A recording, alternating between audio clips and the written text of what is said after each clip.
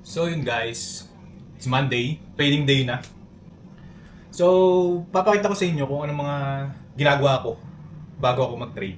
Ay, papakita ko sa inyo kung anong mga pinaglalagay ko dito and anong ginagawa ko bago mag-trade.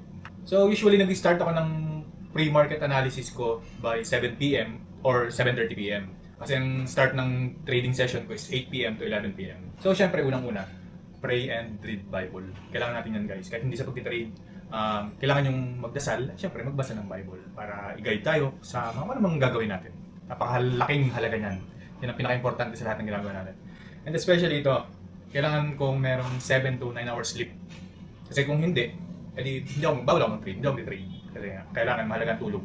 And also itong gym, kailangan nakapag-gym ako, nakapag-exercise ako ngayong araw na to.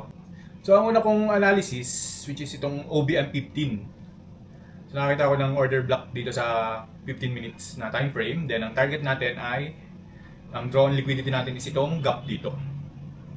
So short tayo dito pag tumama dito. And ito namang buy natin, when the price mitigate the gap and sweep the liquidity, itong mga liquidity nito, I will look for buy. Ang liquidity ko dito ay itong mga session highs na to. Itong nagre-rest ng mga liquidity na to. And also, pwede rin itong order block if itong maunang tamaan.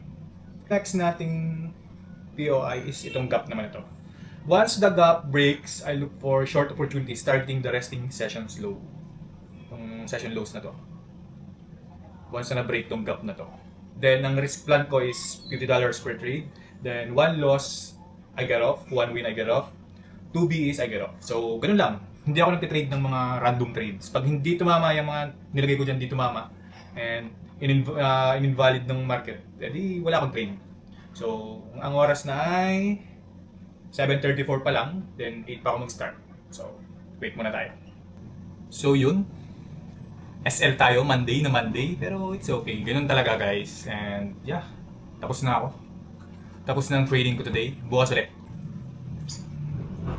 So, explain ko sa inyo guys kung bakit ko tinake itong trade na to. Since nasa pre-market analysis ko siya. Once the gap breaks, I look for short opportunities targeting the resting sessions low.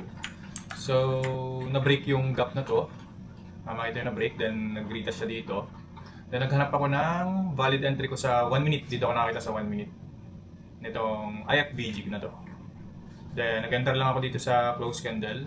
Risk ko is itong taas ng gap na to. Which is 60 pips. And hindi tayo nabigyan ng opportunity ni gold. And target ko dito sana is itong low na to.